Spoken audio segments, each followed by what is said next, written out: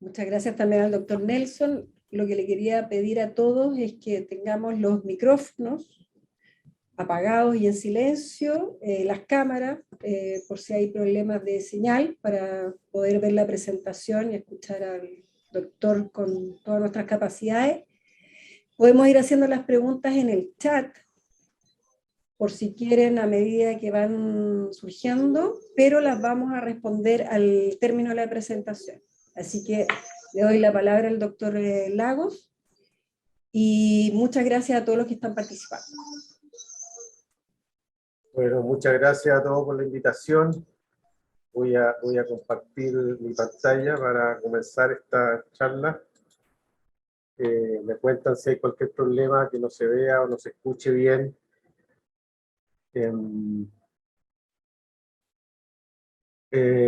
Bueno, como decía, le agradezco a Rodrigo y a todos por esta invitación. Me pidieron que me enmarcara en este título, analizando los últimos informes IPCC, que es súper relevante, ¿cierto? En los últimos años hemos tenido estos reportes, estos informes que nos han informado o nos han entregado información acerca del estado del clima en términos generales y algunas líneas de acción que debiésemos tomar en el corto, mediano y largo plazo para hacer frente a los desafíos que nos impone esto. Y es por lo mismo que yo me tomé la libertad de ponerle una bajada de título para mencionar esto, o la urgencia de pasar del diagnóstico a las acciones o soluciones, ¿ya? Pensando más bien en que este tipo de reporte y este tipo de actividades, como esta presentación casi unidireccional, se enriquece bastante cuando desde las malas noticias nos sacudimos el polvo luego y tomamos alguna iniciativa para empezar a hacer frente a estas malas noticias. De tal manera que, ya adelantándome, no quiero ser portador de malas noticias ni nada de eso, sino que básicamente que revisemos rápidamente este contexto general en el cual se da este tipo de información y reporte, para poder tener al final una conversación. Yo creo que ahí se enriquece mucho más y se acercan mucho más las posiciones y se contextualizan mucho mejor este tipo de reportes y afirmaciones que se hacen, porque todos tienen algún tipo de expresión local, regional, nacional y obviamente global, que es lo que resumen estos informes. Así que en términos generales voy a referirme muy brevemente a aspectos de este contexto en el cual debemos revisar o mirar estos informes, más o menos cómo funciona el IPCC para llegar a este tipo de reportes que nos van entregando en diferentes años, diferentes periodos. Dado mi énfasis como biólogo marino, voy a hablar obviamente o cargarme un poco hacia el océano, hacia la mitad de la presentación, y contarle un poco de esto, de que a pesar de todas las malas noticias, hay una ventana de oportunidad, y como científico, tal vez ustedes como gremio, hay un rol que uno puede tomar en desarrollar y enfrentar estos desafíos proponiendo soluciones. Y finalmente dejar algún mensaje general que resulta de estos informes. Lo primero que quiero mencionar es que lo que nos describe el IPCC en general no es para nada nuevo. Más de un siglo ya tienen este tipo de afirmaciones, ya que el calentamiento global, dado la acumulación del dióxido de carbono, podría llevar a un calentamiento de la atmósfera, y por lo tanto todas esas consecuencias que podrían afectar los sistemas, por un lado climático, y con consecuencias en el sistema socioecológico en general. Se critica un poco a Svante Arrhenius porque no le apuntó, por así decirlo, de manera precisa al incremento que él predijo, entre 4 y 6 grados. Pero los principios físico-químicos que gobiernan o permiten hacer estas proyecciones son bien conocidos, ya hace un siglo entonces, y que en definitiva, en la medida que esto ha ido avanzando, se ha ido mejorando el conocimiento de los procesos que gobiernan el clima, pero las ecuaciones y la forma en que los forzantes causales, como la acumulación de dióxido de carbono, no han cambiado en general. Para contextualizar esto, en términos generales, nosotros emitimos cuando digo nosotros, las sociedades y nuestros modelos sociales y ecológicos con el cual nos reunimos, ¿cierto? Somos los que aumentamos el dióxido de carbono, y uno de esta forma de representar ese vínculo que tenemos lo demuestran, por ejemplo, que los retrocesos en emisiones que se han ocurrido a nivel global solo están asociados a colapso económico o colapso financiero, ¿ya? Ningún retroceso o caída en las emisiones globales está asociado, por ejemplo, a algún acuerdo climático, protocolo de Kioto, Río, Copenhague, etcétera, no han tenido efecto sobre estas emisiones. Y un caso más reciente es el receso o la reducción que hubo debido a la pandemia por COVID, una reducción de aproximadamente un 5.4%, pero ya con la reactivación a nivel global en diferentes regiones se proyecta un crecimiento, podría ser del 5.5%, lo que es mayor a lo que se había observado en la última década del 3.4%. Entonces, estamos nosotros detrás de estas emisiones. La pregunta importante es ¿por qué emitimos esto? ¿Por qué tenemos este resultado indirecto, ¿ya? de nuestra hacer y mover los sistemas económicos? El resultante es que se acumula dióxido de carbono en la atmósfera. Bueno, básicamente porque estas emisiones están vinculadas fuertemente, de manera casi lineal, con la generación de energía.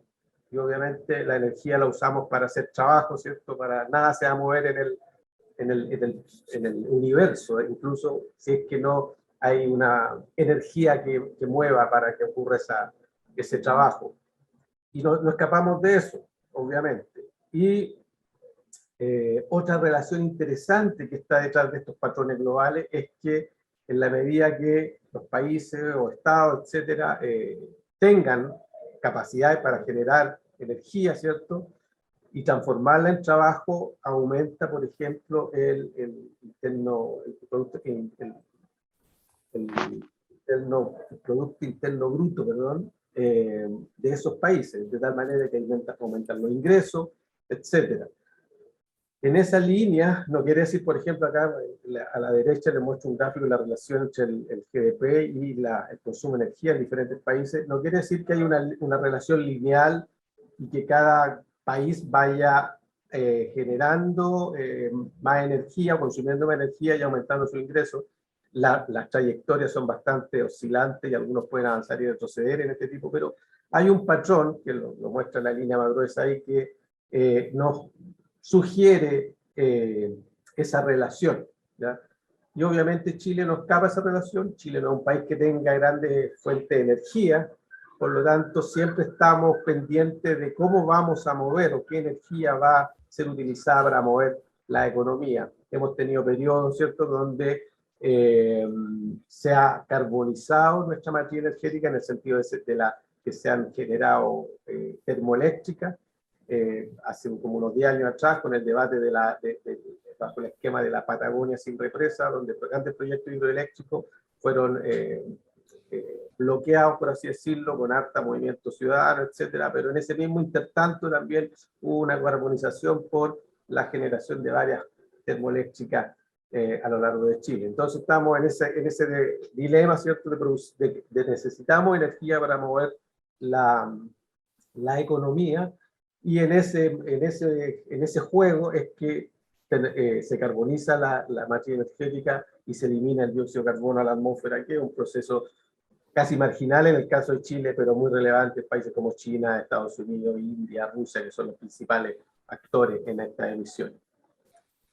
Y todo esto lo hacemos, obviamente, o aparentemente, por estar mejor, por ser más felices, por así decirlo. Y aquí les muestro una relación del ingreso per cápita por año, ya para diferentes países. Acá Chile está en esta zona más del extremo superior derecho, y una percepción de la satisfacción de la vida en general. O sea, emitimos dióxido de carbono para sostener la economía, para mejorar los ingresos, y si tenemos mejor ingreso, parece que somos un poco más felices en términos generales, ¿ya? Algo interesante, por un lado, es que esta es una simplificación, un patrón de esto de que de estos elementos de causalidad que uno pudiese establecer. Es mucho más complejo, ya el bien común y los elementos de satisfacción y felicidad tienen otros componentes que hay que determinarlo y es difícil establecerlo a partir de una sola variable.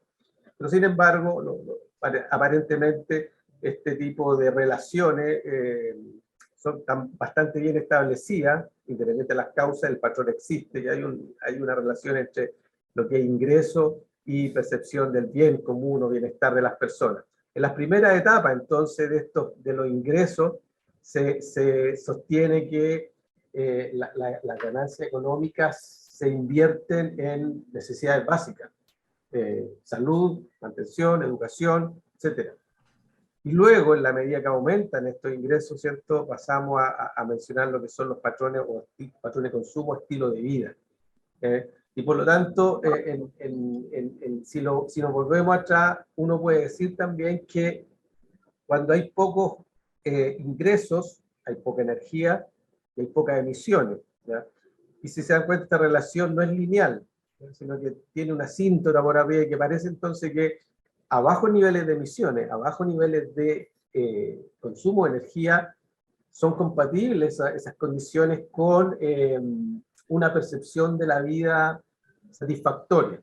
Cerca del 80%, ¿cierto?, lo transforma en porcentaje. Y luego hay una asíntota donde, por mucho, ¿ya?, energía que se produzca, con las consecuentes emisiones, no cambia mucho la percepción de la vida. Sí son distintos los patrones de consumo o los estilos de vida de las personas. Por lo tanto, esta zona amarilla están los países emergentes, más pequeños, ¿cierto?, en vía de desarrollo, y en esta otra área, la área azul, tenemos los países desarrollados, Europa, ¿cierto?, Estados Unidos, Australia, etcétera, que llevan patrones de consumo y estilo de vida con demandas de nivel global, es decir, consumen productos o lo mejor de cada una de las regiones del país o que puedan establecerse. Obviamente, detrás de esa dinámica hay toda una necesidad de energía y una consecuente, por lo tanto, emisiones de dióxido de carbono.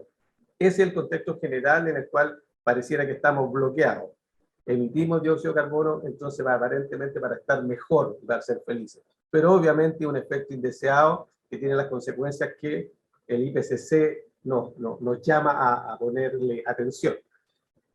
Hay todo un proceso por el cual opera el IPCC para emitir cada uno de sus reportes, ¿ya? El proceso es largo, colaborativo, ¿cierto? Tiene procesos de revisión, fechas en las cuales se define cuál será el último año en el cual se resume esa información. Luego se dan unos 2 años aproximadamente para realizar los informes y emitir estos borradores que son expuestos frente a los gobiernos, etcétera, y se llega a la opinión pública. Por lo tanto, por ejemplo, en el informe del cambio climático emitido ahora en el 2022, podemos decir que hasta el 2019 es cuando se incluye estudios generados hasta ese tiempo para ser parte de la evidencia que sostiene cada una de las informaciones. Y así los reportes anteriores más o menos funcionan de la misma manera. ¿Ya? Y hay toda una línea de tiempo en el cual entonces diferentes iniciativas, diferentes estrategias de las Naciones Unidas y el marco, y la Convención Marco, donde se reúne este tipo de acciones, ¿cierto?, han ido desarrollándose. Algunos hitos aquí que se nombran, por ejemplo, el protocolo de Kioto, algunos números cuando se define el límite de 2 grados, ya, el Acuerdo de París con el informe número 5, ya, donde se define el 2 grados como límite, pero 1,5 como un target que debiese abordarse a nivel global y con los compromisos de todos los países que están involucrados.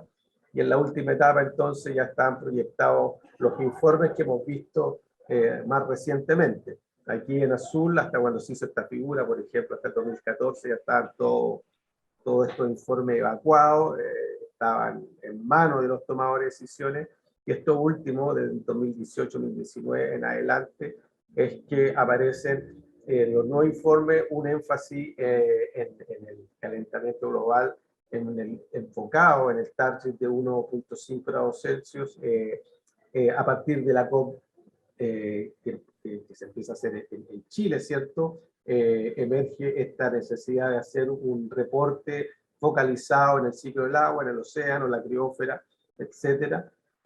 Y luego de todo este trabajo de post la COP26, ¿cierto? Aparecen los informes de de las ciencias físicas, ya que el primer reporte en el año 2021, y más recientemente los impactos de adaptación y vulnerabilidad en 2022. Van apareciendo en forma paulatina en función de los acuerdos y que se vayan generando y las negociaciones que se vayan generando. Pero sin embargo, en el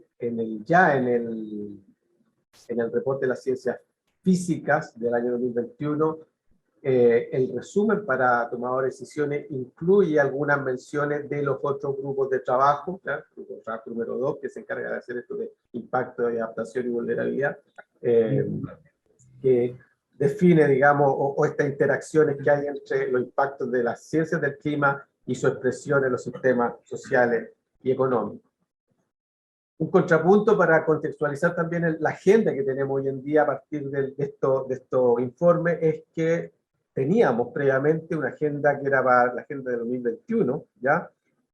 Alineados con los objetivos del milenio, que en ese momento eran 8, ¿ya?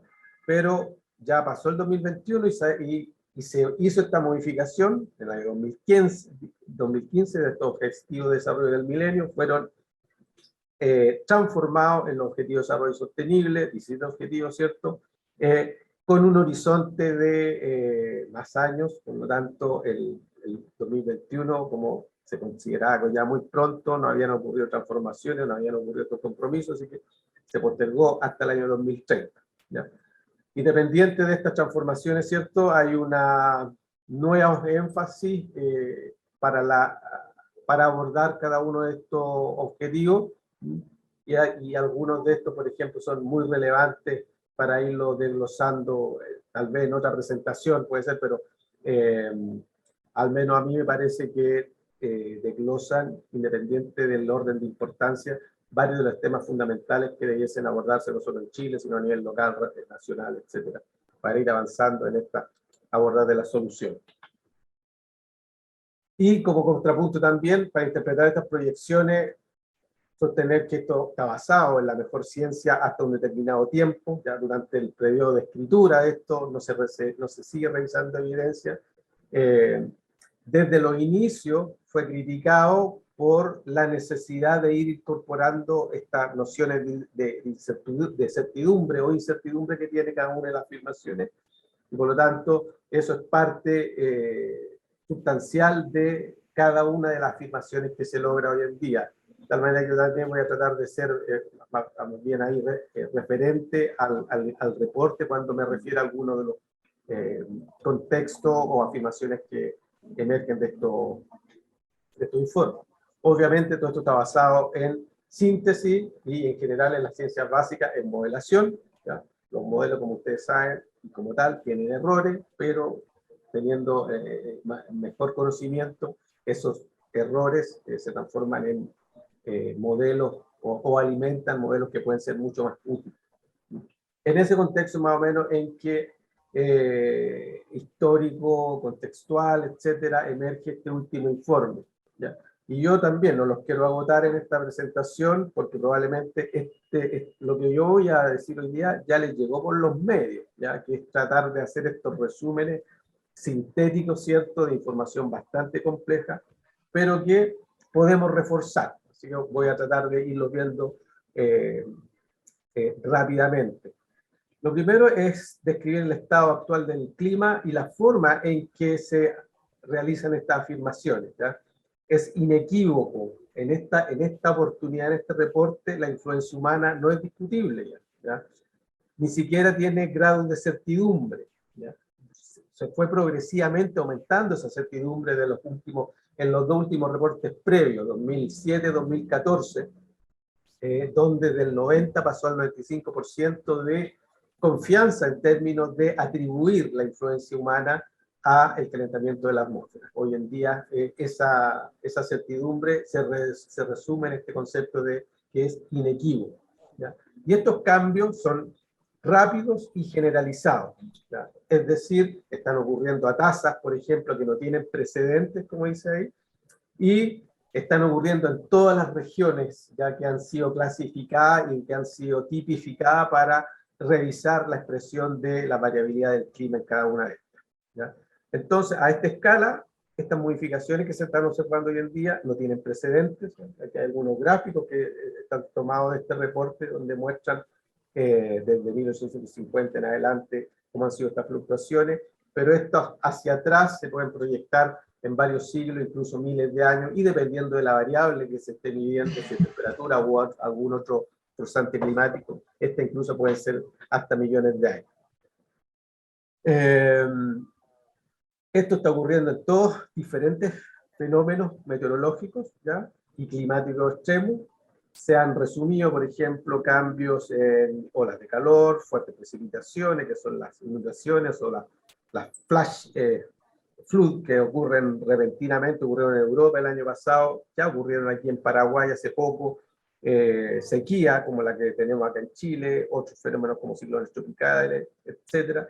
En general, esos fenómenos han ido ocurriendo con mayor frecuencia y con mayor severidad cada vez que se manifiestan. Y un aporte importante es que se ha estimado con mayor, se ha reducido el rango, digamos, se ha hecho más estrecho en comparación a los reportes anteriores, acerca de la sensibilidad climática en equilibrio, ¿ya? Y se define ahora como de 3 grados. Esto quiere decir que si llegamos a ese umbral, prácticamente desconocemos la forma en que los sistemas climáticos se pudiesen retroalimentar entre sí y por lo tanto la forma en que entendemos el clima y lo medimos y lo proyectamos podría tener expresiones que no conocemos, ¿ya? De tal manera que ahí tenemos un límite para el sistema climático. Los límites de 1,5 y 2 que se han definido previamente, entonces se refieren a impactos sobre los ecosistemas en general y obviamente con consecuencias sobre los sistemas sociales y económicos.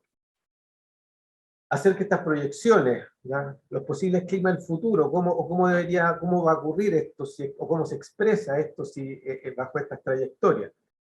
Se proyecta que bajo los escenarios de cambio que tenemos, se superará el calentamiento global de 1,5 grados durante este siglo, si siguen las cosas como están, y muchos cambios que se están observando ocurrirán en mayor frecuencia y mayor severidad en relación directa con el aumento global de este calentamiento. Y estos eventos son los mismos que les mencionaba recién: cambios en las precipitaciones, eventos extremos, olas de calor marina y terrestre, fuertes precipitaciones, sequía agrícola, etc. ¿Ya? Aquí, por ejemplo, a mano derecha se muestra cómo, cuántas veces podría aumentar un determinado evento, ¿ya? En función de la temperatura de 1,5, 2 y 4 grados. ¿Ya? La frecuencia en que podría ocurrir algún tipo de eventos de temperatura extrema, ¿ya? Y eso, por ejemplo, en 1,5 grados va a aumentar 4,1 veces, 2 grados 5,6 veces y así sucesivamente, ¿ya? Lo mismo, por ejemplo, en otros procesos, sin la influencia del clima, hay una cuestión comparativa ahí que manifiesta, digamos, estas posibilidades de modelar diferentes escenarios, pero en todos estos escenarios van ocurriendo diferentes expresiones, ¿ya? En términos de frecuencia y magnitud de diferentes fenómenos, ¿ya? Sobre todo los fenómenos asociados a temperaturas extremas. Paralelo a esto se proyecta que se intensificará más aún estas variaciones del ciclo global del agua, ¿ya? Los escenarios de emisiones crecientes del dióxido de carbono y sus sumideros oceánicos serán menos eficaces, o sea, el rol que tiene el océano en secuestrar, por ejemplo, casi un tercio o un cuarto del dióxido de carbono en el atmosférico, ¿cierto? Absorberlo podría ser menos funcional, ¿ya? Y hay menciones también a procesos irreversibles en escala de siglo y milenio, especialmente los cambios que ocurren en el océano, y me voy a referir un poco brevemente a este cambio que se refiere a la acidificación de los océanos, de un proceso químico, los cuales son distintos a los procesos físicos. Calentamiento, un proceso físico que se aumenta la temperatura y lo dejamos al sistema, ese va a disminuirlo con temperatura. Pero entonces, los procesos químicos nos hablan de la flecha del tiempo, de la dirección hacia adelante en lo que ocurren las reacciones, y revertir esas reacciones necesitan energía u otros procesos, y eso entonces en escalas naturales esto se define como proceso irreversible. A escala regional también, la información climática, todo esto, por ejemplo, asociado a los informes Grupo 2, de adaptación, etc., nos da una visión más o menos de dónde de algunas regiones podrían ocurrir ciertos tipos de fenómenos y algunos impactos, ¿ya?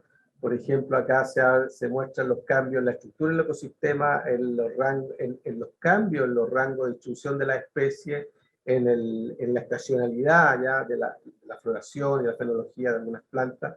Yo lo he subrayado ahí en la zona de América Central y Sur. Básicamente en todo esto hay una alta confianza de que ocurran cambios, ya positivo, negativo, etcétera, depende de la dirección esto, pero básicamente todo, hay una alta confianza de que vayan a haber estos cambios en ese tipo de ecosistema en función de este tipo de variaciones.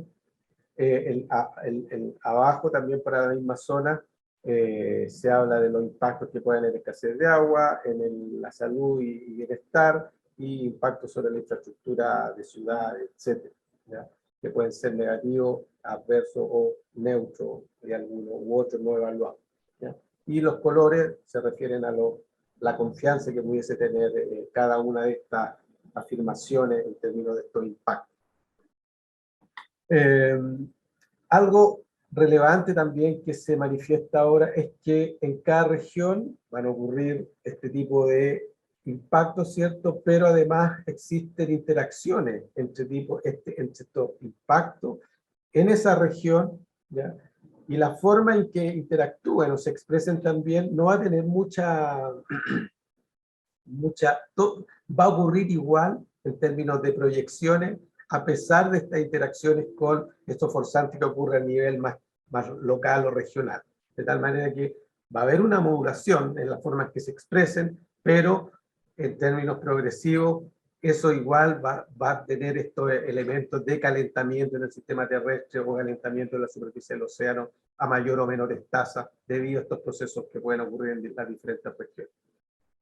Otro aspecto importante también es que, a pesar de que hay resultados con baja probabilidad en términos de cambio, ¿ya? Y algunos dramáticos que podrían ser, por ejemplo, la circulación, cambio abrupto en la circulación del océano, ¿ya? Que en definitiva es el sistema de regulación del clima y la temperatura del planeta, no se pueden descartar, ¿ya? En base a toda la información que tenemos hoy en día, no se proyectan como cambios que se puedan ser riesgosos en el corto plazo ni mediano plazo, pero en función del equilibrio del sistema climático son cambios que todavía no se pueden descartar, que son dramáticos en ese sentido. ¿Qué podemos hacer para limitar este cambio proyectado hacia el futuro? A partir de estos informes, aquí se muestra las trayectorias que deberían tener los diferentes escenarios de concentraciones de dióxido de carbono en función de alguna estrategia, ¿cierto?, de aumentar o disminuir estas emisiones. En general, los modelos lo que modulan o modelan, ¿cierto?, es crecimiento demográfico, patrones de consumo y la materia energética, básicamente qué tipo de tecnología mueve a una determinada sociedad, y en función si las tasas de crecimiento son altas, los patrones de consumo son altos y la energía es completamente dependiente de combustible fósil o biomasa, tenemos un escenario negativo y por lo tanto de altas emisiones de CO2, y las condiciones contrarias son de bajas emisiones de CO2. Bajo este escenario existe una ventana de oportunidad, ¿ya? Hay respuestas ya en los escenarios de emisiones más bajas, SP1, 2.6 y 1.9.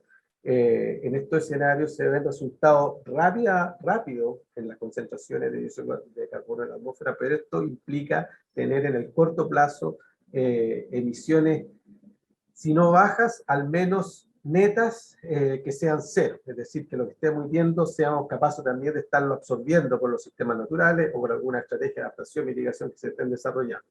Llegado a esos niveles, entonces rápidamente se pueden observar estos decaimientos en las concentraciones, también potenciado por preocuparse no solo por el dióxido de carbono, sino por otros también gases de efecto invernadero, como el metano. Pero lo importante o lo que debe rescatarse de esto es que aparentemente el sistema climático puede responder rápidamente con descensos notables en las próximas décadas, 20 años, ¿cierto? Y que pudiesen mostrar, digamos, la capacidad o la resiliencia que tiene el sistema climático para enfrentar esta situación, habiendo hecho las modificaciones que tenemos que hacer en nuestra forma en que nos movemos y producimos energía. Esta ventana de oportunidad es de corto plazo, ya se puede cerrar pronto, por eso tenemos una ventana o una agenda al año 2030 que hace mucho sentido con estos escenarios tan destacados ahí. Lo anterior a nivel global, bajando un poco a nivel regional, las condiciones no cambian mucho, obviamente. Lo que describen ha venido básicamente aumentando la confianza en la forma en que se dice, o se sostiene, pero son cosas ya bastante conocidas. Ya los aumentos de temperaturas son persistentes, en función, y esto va a seguir siendo más intenso en la medida que sigue aumentando la temperatura, las precipitaciones y sus extremos, ¿cierto? Y las sequías, por ejemplo, también están bastante tipificadas. Aquí se muestran algunas regiones, por ejemplo, la zona de Chile, con el noreste en Brasil, van a tener periodos de sequía. Al revés, zonas como Ecuador, Colombia, en el norte de Sudamérica, van a tener periodos de inundaciones o intensas precipitaciones, como se observan en Uruguay, Argentina de vez en cuando. Son patrones que se han venido reforzando con los datos más nuevos. En todos los casos también se reportan no solo estas olas de calor terrestre, sino también olas de calor marina. Por lo tanto, una transformación radical y persistente de lo que está ocurriendo en esta región se viene más que nada a intensificar y aparentemente como a perpetuar para el corto plazo. De tal manera que en el caso específico de la zona sureste de América del Sur, aumenta el área total de tierra sujeta a mayores frecuencias y severidad de la sequía, con proyecciones de que los incendios ya van a ser mucho más riesgosos, una confianza alta en ese tipo de afirmaciones. Esto va a interactuar en términos regionales, como les decía yo, estas presiones de calentamiento van a interactuar con sequía, aridez, etcétera, teniendo consecuencias o impactos sobre sectores socioeconómicos relevantes, la agricultura, silvicultura, salud y ecosistemas. Y también una probable reducción de todo lo que es el agua disponible en glaciares, permafrost, etc. Reducción de caudales. Básicamente nada que nosotros nos estemos acostumbrándonos ya a ver regularmente acá en Chile. En general eso es como leer las noticias de los últimos años, así que para nosotros es como casi redundante caer en este tipo de afirmaciones nuevamente. Yo siempre digo, bueno, cuando hago clase, otra vez enseñando lo mismo. En realidad va avanzando el escenario, pero no cambian mucho las conclusiones, ¿ya? Pero ¿cómo hemos avanzado en Chile? ¿Ya? Hace poco teníamos esta afirmación de nuestra ex ministra que Chile no era tema del cambio climático, lo que no es así. O sea, tenemos una historia previa en Chile también de trabajo intenso en torno a los impactos, primero los diagnósticos y también a los impactos y las formas de mitigación y adaptación frente al cambio climático. Hay un compromiso en general. Chile es país miembro, ¿cierto?, de la Naciones Unidas, por lo tanto ha colaborado en todo esto. Lamentablemente no tuvimos, por diferentes razones conocidas, ¿cierto?, no tuvimos la oportunidad de desarrollar la COP25 en Chile, un trabajo que se hizo en Madrid finalmente, pero previamente nosotros, grupos de trabajo me refiero, tratamos de poner estos temas regularmente, porque en definitiva son nuestros tomadores de decisiones, es decir, los políticos y los representantes de turno son los que van a tener que aterrizar estos reportes y transformarlos en soluciones. Pero a ello uno trata de llegar y colaborar. Y Chile tiene una agenda entonces ya desde el año 2007, 2006, es donde se ha empezado a tratar de abordar este tipo de problemática de manera más con una perspectiva de Estado. Ya yo he tenido la oportunidad de participar en el plan de la generación del plan de adaptación para el cambio climático del sector pesca-agricultura en particular, ¿ya? Cada uno de los otros sectores tiene este tipo de planificación también, han ido evacuándose por todo un proceso, ¿cierto? Se elabora el plan, se analiza el escenario, vulnerabilidad, media adaptación, consulta pública que es relevante, etcétera. Toda una forma de trabajar, se aprueba el plan y después se trata de implementar. Vale resaltar que mucho de la implementación para países como Chile dependía, por ejemplo, de los aportes de los países miembros que tienen mayor poder económico, ¿cierto? Con la no firma del Acuerdo de París por parte de Estados Unidos, varias estrategias de implementación se han visto bastante, se han ejecutado de manera más lenta, esperar que esto ahora se retome de manera más intensa, etcétera. Pero en general, diferentes sectores han desarrollado su plan de adaptación y se llega hoy en día. Yo hoy día volví a revisar y todavía estamos con el anteproyecto del plan de adaptación del sector energía. Y obviamente, por razones que todos conocemos, Chile es un país que no tiene mucho acceso a la energía, por lo tanto, definir nuestra matriz energética y proyectarla hacia adelante no es fácil, ¿ya? No es que los ingenieros no hayan hecho su trabajo en términos de diagnóstico, etcétera, sino que aquí hay decisiones políticas que tienen que estar detrás y que cuesta tomar las decisiones. Así que ese más se ha demorado. Otros elementos que se han podido corregir también en términos de la clarificaciones y mejoras que se han podido implementar, sobre todo a partir de la COP25 que se trató de hacer acá en Chile. Nosotros ahora tenemos una ley marco, eso es muy interesante, porque somos uno de los pocos países que está estableciendo esto en forma de ley. Hemos establecido acciones que se alinean, por ejemplo, con el Objetivo de Desarrollo Sustentable número 14. Bueno.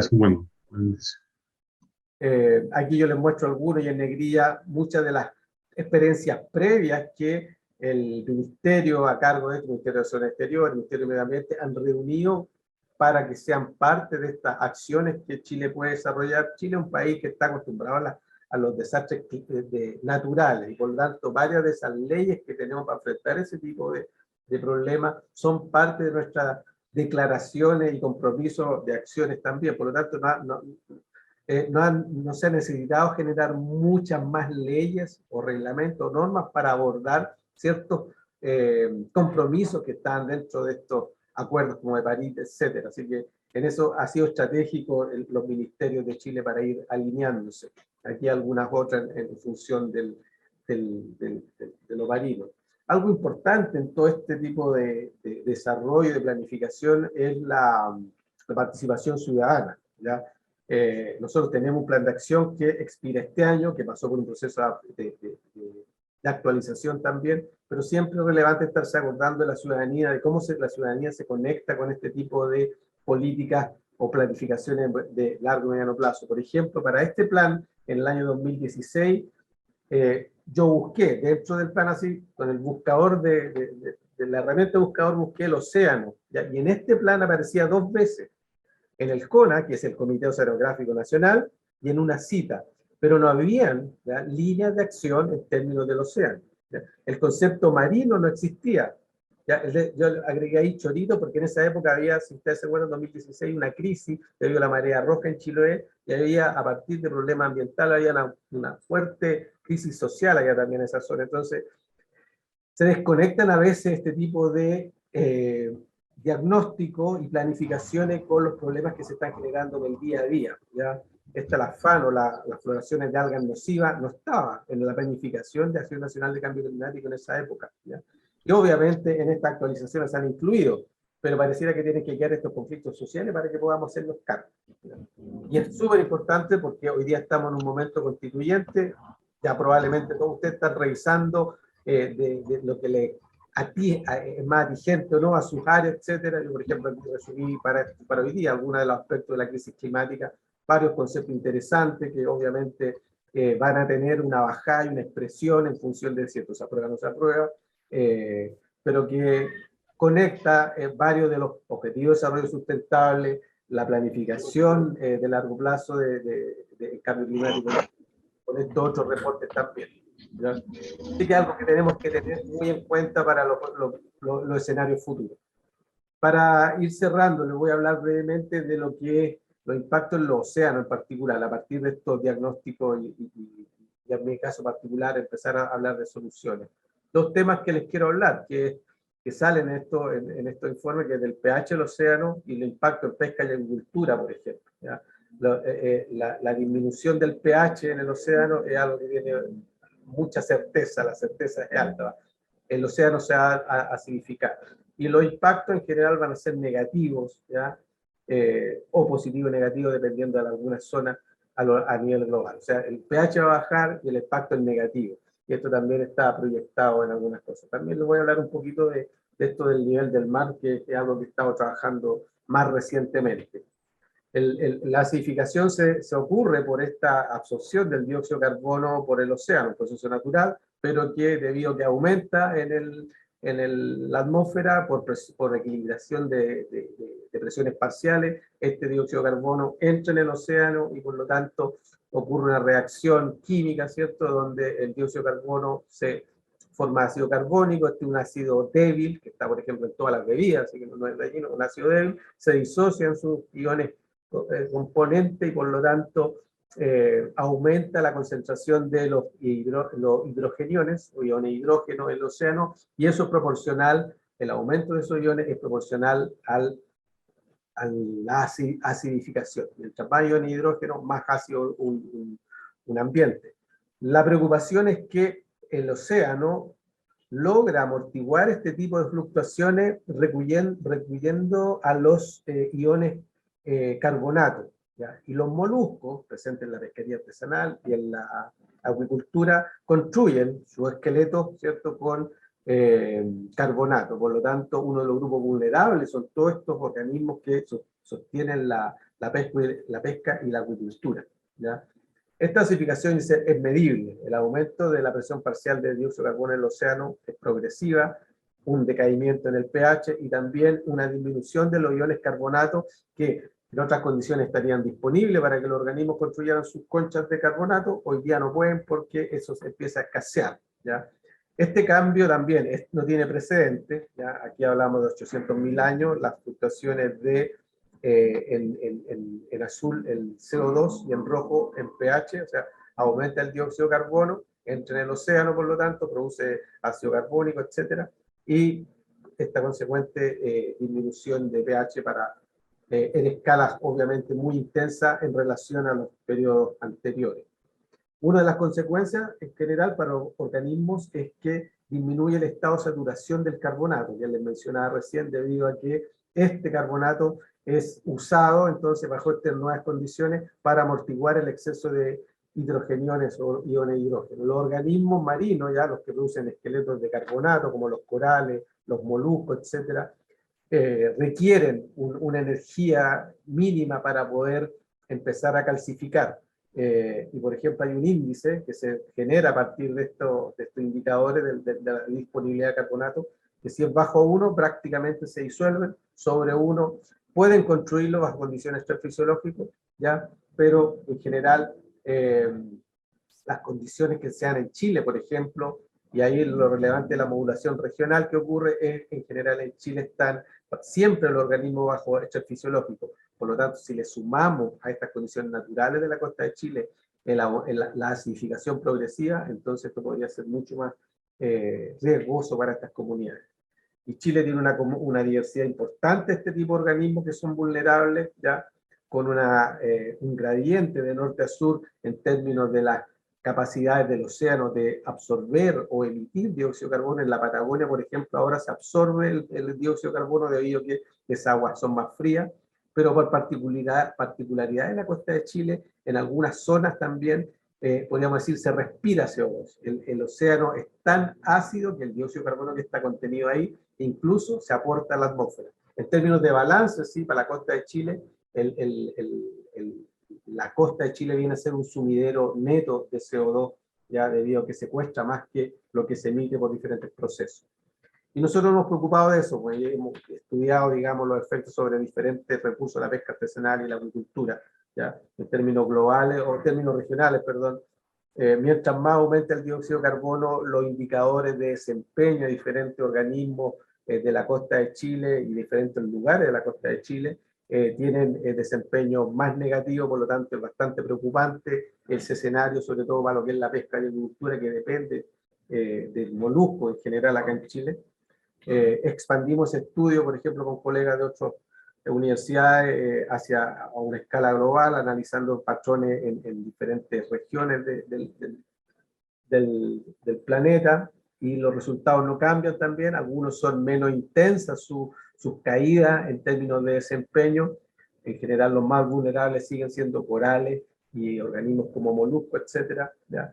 De tal manera que bajo ese escenario de acidificación, de disminución de pH, la costa de Chile, los recursos de pesquería y agricultura están bastante desafiados.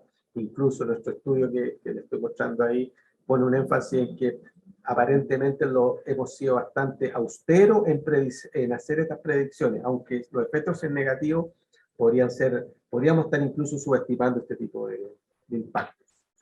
Y para cerrar, les voy a hablar esto un poquito del nivel del mar, el impacto que tiene esto, o que podría tener en la costa de Chile, ¿cierto? Chile es un país con tectónica, donde a veces sube el borde costero 2 metros y después puede bajar otros 2 metros, y eso es parte de nuestros procesos, pero que tenemos que estar atentos bajo las proyecciones del ascenso a nivel del mar. Hay un documento que es la determinación de riesgo al impacto del cambio climático en las costas de Chile, que prácticamente lo que nos dice es que todo Chile está bajo riesgo, ¿ya? Y siempre está bajo riesgo, por un lado, por el aumento progresivo del nivel del mar, pero también por el aumento progresivo de las tormentas extremas, ya que, por ejemplo, los puertos ahora pasan más cerrados que abiertos, no tan extremos, podemos decir, pero 1/3 del año probablemente pasan cerrados debido a malas condiciones por viento y marejada, etcétera. Pero hay condiciones, ¿cierto?, u otros sectores que son más vulnerables a otros en el norte de Chile, que yo siempre he tenido ese énfasis en estudiar allá. Se han detectado que las condiciones, por ejemplo, en Antofagasta, del borde costero, que está completamente transformado, es de alto riesgo para la infraestructura que está ahí. Hay hospitales, clínicas, comisarías, puertos, obviamente, etcétera, que son cruciales para lo que ocurre en esa ciudad, que están bajo riesgo. Pero sumado a eso, en ciudades específicas como Antofagasta ocurrió una transformación radical de este borde costero, por un lado para entregarle condiciones amenas a las personas para que puedan acceder al océano y disfrutar ahí al aire libre, pero los materiales en general con los que se usan o se hacen estas transformaciones, playas artificiales, puertos, molos de abrigo, etcétera, tienen una estructura que no es amigable con el ambiente en términos de composición, ¿ya? Y en términos de textura, y lo que son, por ejemplo, un estudio de Moisés Aguilera, un colega de la Universidad Adolfo Ibáñez, mostró que básicamente atrapan basura, y no mucha biodiversidad vive ahí. Y también que tiene propiedades termales muy agresivas para que la diversidad pueda darse. De tal manera que eso explica que gran parte de los puertos así, o similares, ¿cierto?, estas transformaciones sean muy poco diversas. Entonces, esta transformación de la costa se hace en función de pérdida de biodiversidad. Y una de las soluciones que se habla de esto para abordar este tipo de problema también está en un contexto de las estrategias de adaptación, que son soluciones basadas en la naturaleza.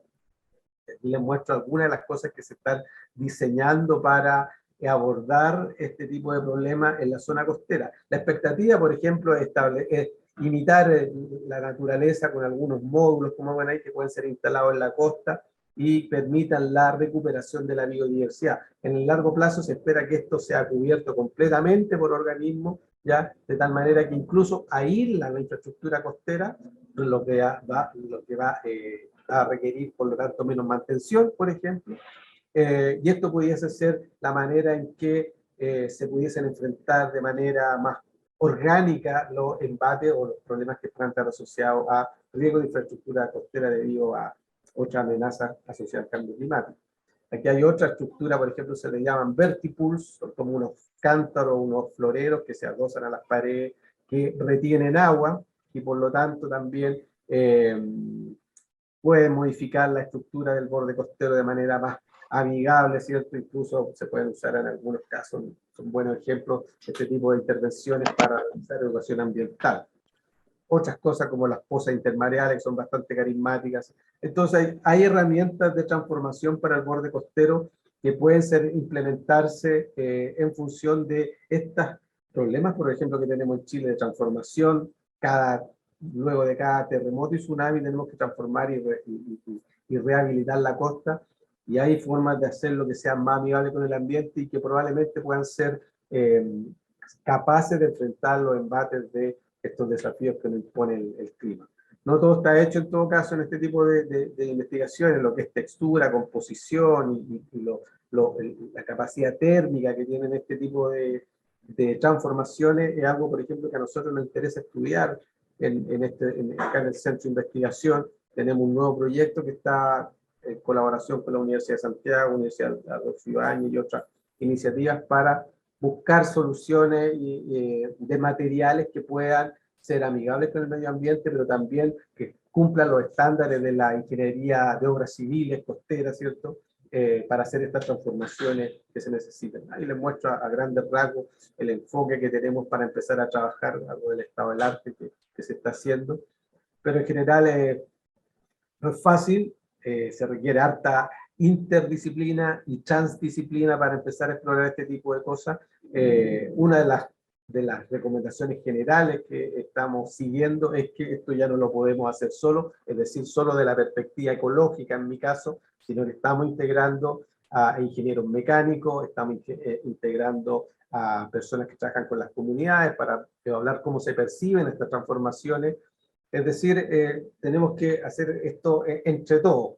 Y aquí nosotros, para ir cerrando, les cuento que nosotros tenemos nuestro centro, particularmente, está enfocado en eso. Tenemos desde sociólogos, pasando por ecólogos terrestres, marinos y gente que modela también para tratar de proponer algunas soluciones, diagnósticos, etcétera, frente a estos impactos del cambio climático, ¿ya? Así que para cerrar nomás, lo único que les quiero mencionar, obviamente no espero deprimir a nadie, etcétera, y hacer como una línea de tiempo desde el año 90, desde cuando nos decían que a lo mejor esta acumulación de los gases conduciría a un cambio climático. Luego se empezó en el año 95, existe alguna influencia discernible de influencia humana sobre el cambio global. Luego los informes del 2001 y 2007, que era probablemente la actividad humana eran las causas del incremento. Luego pasamos a muy probablemente en el 2014, desde el 90 al 95% de certeza en que la actividad humana era actualmente la causa principal del calentamiento global. Eso fue dejando de lado todos los negacionistas y otras vías de ataque que tenía esta agenda de investigación. Y ahora llegamos a que es inequívoco que la influencia humana ha aumentado la temperatura de la atmósfera, el océano y la Tierra, ¿ya? Los cambios son rápidos y generalizados en la atmósfera, el océano, la criósfera y la biosfera, y por lo tanto debemos hacer algo, ¿ya? Aparte de todo eso, ¿cierto? Entonces tenemos que resumir esto, lo que mencioné recién: cambios generalizados severos, rápidos y peores, algunos irreversibles, vulnerabilidad de las comunidades frente a esto, necesidad de establecer estrategias de adaptación para abordar esa vulnerabilidad en este nuevo contexto de clima. Pero dado que los cambios son generalizados y severos, es difícil lograr esta adaptación, ¿ya? Por lo tanto, tenemos que hacerlo esto en forma urgente. Mientras más pronto reconozcamos estos problemas, ¿cierto? Y definamos la estrategia de adaptación, más pronto vamos a tener resultados, ¿ya? Pero como les decía, durante esta presentación, la ventana de oportunidad se podría cerrar rápidamente y tenemos los próximos 10 a 20 años para ejecutarla y observar los cambios. Así que eso, muchas gracias. Espero no haberme extendido demasiado, pero bueno, quedo atento para sus comentarios o preguntas. Muchas gracias, Nelson. La verdad que es difícil no extenderse porque es un tema que genera muchas preguntas y muchas consultas. De hecho, yo tengo dos y voy a dar la palabra para otras personas que me están pidiendo. La primera dice relación con que, bueno, como sabemos, Chile es un país pequeño que no aportaría mayormente a las emisiones de gas invernadero, pero sin embargo se habla de que es altamente vulnerable.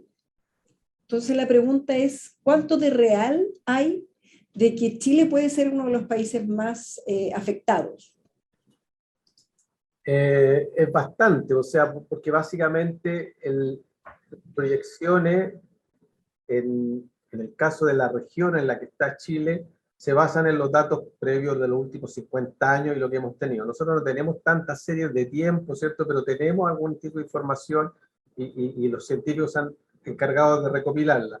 Y en general nuestros escenarios han sido, hasta hace poco, por ejemplo, y todavía hay visiones así de que muchos de los olas de calor, como dice, de aluviones o precipitaciones por alguna otra razón no eran atribuibles necesariamente a impacto en el clima.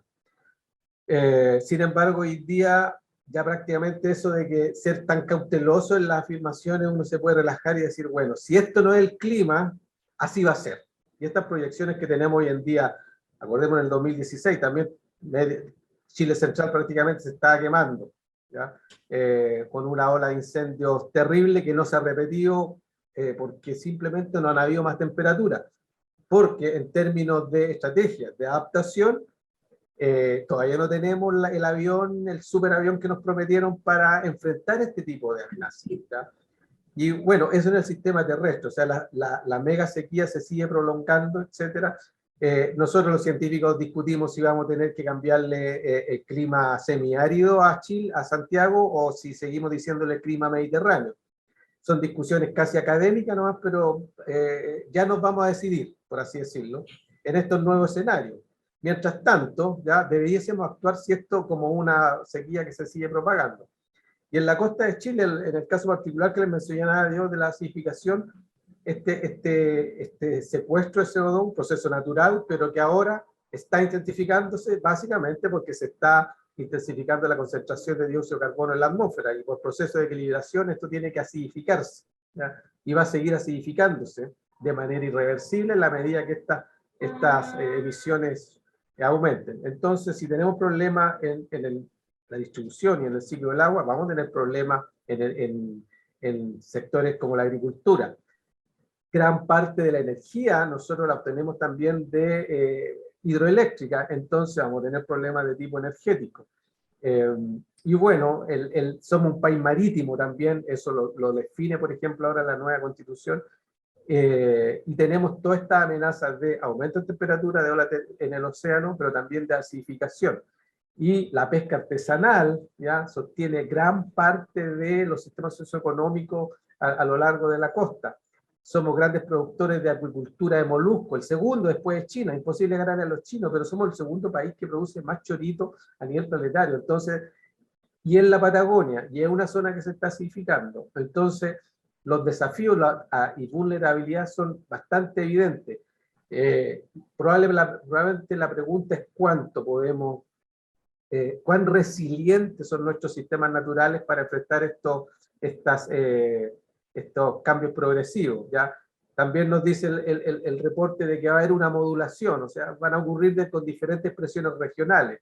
Y probablemente algo de eso también tenemos caracterizado en Chile, pero más bien pareciera que la forma en que responden los ecosistemas en Chile es distinta, dado que siempre nuestro territorio ha estado bajo ese tipo de embates. Es decir, naturalmente era una zona ácida, bueno, y tenemos todos los climas. Por lo tanto, sabemos vivir o convivir con todos esos climas. Y nos hemos adaptado en cierta forma. Pero probablemente en la medida que esto vaya ocurriendo, todo se va a ir transformando hacia el sur, lo que son dependientes del agua, ¿cierto? O hacia algunas zonas menos ácidas, entre comillas, en términos de los sectores que están asociados al océano. Sí, efectivamente igual es terrible que aportemos menos, pero podamos recibir más daño. La otra pregunta que te voy a hacer yo, que me ha llegado, es en relación a los escenarios socioeconómicos que se actualizaron para el informe, ya que se pasó desde uno conservador a uno más productivo, ¿ya? Y donde el escenario 3 se prevé como el más factible. Entonces, todo estaría indicando que incluso el escenario medio, o sea, perdón, en este escenario todo aplica que incluso el escenario medio no se está aplicando, y si se ajustan los dos peores escenarios, la crisis climática podría llegar a ser algo como catastrófico mundialmente, o seguiría localizado en ciertas zonas más sensibles o susceptibles, según también el desarrollo económico que puedan tener esos países. Hay un juego ahí entre esos escenarios, ¿cierto? Y estas definiciones del tipo de estructura social y económica que tengan los diferentes países, territorios, la expresión. Es difícil la proyección porque habría que modelarla, por así decirlo, pero las proyecciones y algunos escenarios, y en general, cuando, por ejemplo, ocurre alguna catástrofe o algún desastre natural, siempre las expresiones y la forma en que ocurre son bastante similares. Afecta a las comunidades más vulnerables de los países, por ejemplo, o territorios más vulnerables. De tal manera que si repartimos esos riesgos, ¿cierto? Chile, un país que no tiene esa capacidad monetario de recursos de pararse frente al cambio climático y enfrentarlo así directamente, seguro, y sin el apoyo de la comunidad internacional. Y probablemente dentro de nuestro país los más desafiados van a ser las comunidades más vulnerables directamente de alguna expresión de estos cambios, la sequía o la pérdida de hábitat, etc. Entonces, tiene mucho de relación eso.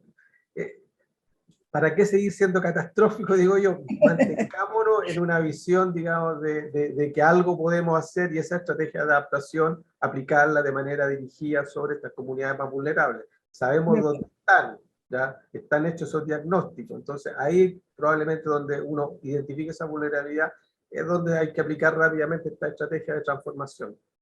Me parece. Me gustaría darle la palabra a Rodrigo, a Solas, que tiene una pregunta. Don Rodrigo. Gracias, Marcela. Nelson, por cierto, muchas gracias por la presentación, ha estado muy buena, así que tengo que decirlo súper agradecido.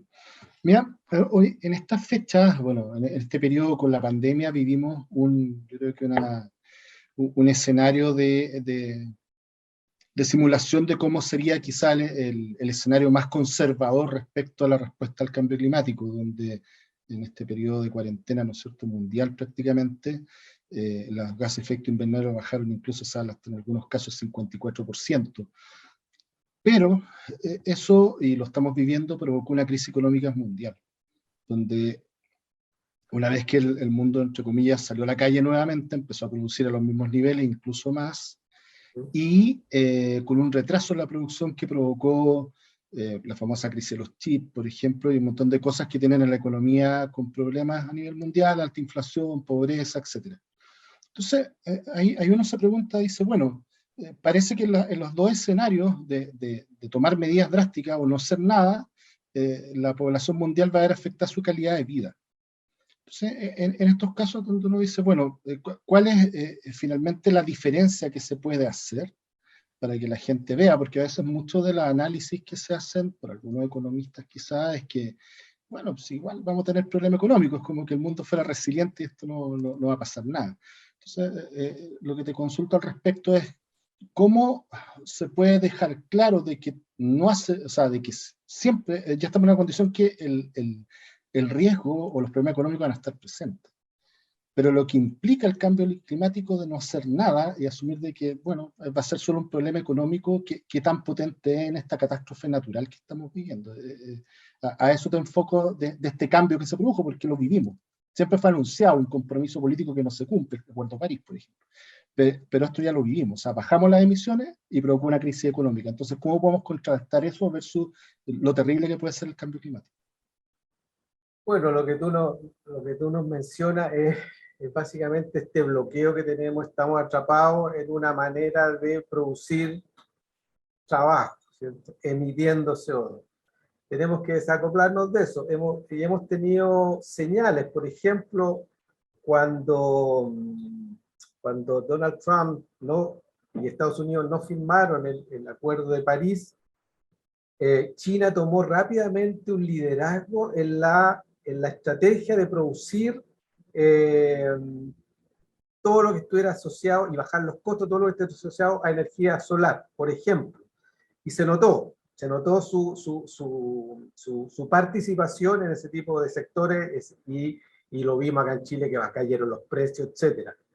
Pero estábamos re bien hasta ahí, tuvimos unos grandes parques solares acá en Chile, pero a los chinos también le cayó el COVID, entonces toda esa compresión que es económica, ¿cierto? No tuvo esa oportunidad de reflejarse en un estímulo más, ¿cómo se dice?, más rápido sobre esta parte de las soluciones en reducir emisiones, transformando las matrices energéticas, ¿ya? Hubo un buen debate en esa época, estoy hablando de 2016, 17, 18, hasta el 2019, de esa estrategia que estaban ocurriendo de manera intensa y compromiso político pro esos acuerdos. Pero ahora obviamente todos esos países están comprimidos y volvemos a acordarnos que somos dependientes de la energía y las emisiones para volver a reactivar la economía. Lo más triste sería entonces volver a reactivarlo con altas emisiones CO2, pero pareciera que no tenemos otra estrategia, ¿ya?, en términos globales o regionales o lo que sea, de cómo movernos. Entonces, seguimos atrapados aparentemente en la misma dinámica, ¿ya?, que es la que yo contextualizaba al inicio. Ahí entonces donde, por ejemplo, sectores como el de usted, hay que comprometerse con el desarrollo de innovación, de infraestructura científica, tecnológica, etcétera, para apoyar y empujar esas transformaciones. De otra manera la van a liderar los economistas, no lo van a liderar los políticos, ¿ya? Y tampoco lo vamos a liderar nosotros, que tenemos que aportar al conocimiento. Entonces, estamos atrapados en eso, ¿ya? ¿Es triste o no es triste? ¿O hacemos un juicio de valor de eso? Pero es el patrón de comportamiento y consumo que hemos tenido, así que es difícil desacoplarse de eso, ¿ya? Gracias. Quería darle la palabra a Carlos Barrera. Carlos, para que hagas tu pregunta, aunque esté escrita, y puedas desarrollar la idea, si quieres. Gracias, Marcela. Gracias, Marcela. Hola, Nelson. ¿Qué tal? Carlos Barrera por acá. Nelson, dentro de tu exposición, planteaste sobre los impactos sobre los impactos que tendrían las olas de calor marina. No sé si en las láminas posteriores, cuando hablaste de los efectos que podía tener, digamos, el cambio climático a nivel marítimo y costero, ¿son los efectos de las olas marinas o se refiere a las olas de calor marina, o se refiere a otro efecto? Sí, está asociado a eso. O sea, hay un cambio en los patrones de distribución de la temperatura, ¿ya? A lo largo de la costa de Chile en particular hay un notable gradiente en temperatura, desde más cálido en el norte hacia más frío en el sur, y eso se proyecta que se mueve también. Sin embargo, estas olas de calor marina son parte, digamos, de la forma en que se está expresando la distribución de la energía a nivel planetario. Y una de las expresiones más evidentes es, por ejemplo, en el caso de los huracanes, y es una recomendación, ahora hay que hacer seguimiento, eso ya uno se da cuenta, porque para la temporada de huracán en el Caribe cada vez son más intensos y más recurrentes, ¿ya? Y lo único que se requiere para que ocurra un huracán es que la temperatura, no me acuerdo si son 26.5 o 26 grados, pero pasando de eso, están las condiciones para que ocurra un huracán. Y un huracán es un enjambre de tormentas tropicales, etcétera, que se magnifica cada vez. Entonces, esos aumentos en temperatura tan leves, ¿cierto?, tienen dramáticas consecuencias, pero también pues, es energía que está disponible a nivel atmosférico, a nivel marítimo o sobre la superficie del océano, que van interactuando y generando este tipo de olas de calor, ¿ya? Gracias, Nelson. Muchas gracias. Le doy la palabra a Luis Ayala. Usted también tiene una pregunta, por favor. Sí, hola, buenas tardes ya, Nelson. Muchas gracias por tu charla. muy interesante, muy acabada. Yo te quería preguntar sobre las medidas de mitigación, en realidad sobre las que se habla del mercado del carbono y la plantación de especies forestales, y en realidad quería saber, tú, en ese contexto, ¿qué consideras más relevante, el tema de las compensaciones o de mitigar? Yo creo que debiésemos partir por mitigar, ¿ya? Cualquier forma en que se reduzcan las emisiones y que ayuda a eso es como lo primero que debiésemos apuntar, o sea, ponernos de acuerdo en ese tipo de cosas. Las compensaciones, un mecanismo que se ha usado harto, en China lo usan necesariamente por la forma en que producen ellos emisiones, pero probablemente ahí entramos en Chile que la disponibilidad de recursos. Probablemente ese tipo de iniciativas se han ralentizado con la falta de compromiso de los países que podrían haber aportado recursos para que este tipo de estrategias se implementaran. Pero en términos secuenciales yo le priorizaría, pero es una cuestión porque básicamente es como si el CO2 fuera agua, yo lo que haría es cerrar la llave, lo primero. Después empezaría a ver cómo chapear el piso y cosas así, ¿cierto? Pero lo primero es cerrar la llave. Entonces, poner el foco en mitigación es importante. Obviamente eso implica transformaciones en cómo producimos energía para mover nuestro mercado y nuestra industria, etcétera. Pero hay soluciones, o sea, pero caras. Y ahí entonces empiezan a aparecer estas necesidades de compensaciones para hacer la transformación. Muchas gracias. Gracias. Gabriel Mendoza, te invito a presentarte y hacer sus preguntas. Tú también tenías como una contrarrespuesta o una opinión acerca de la pregunta que hizo Luis, por si quieres complementarla.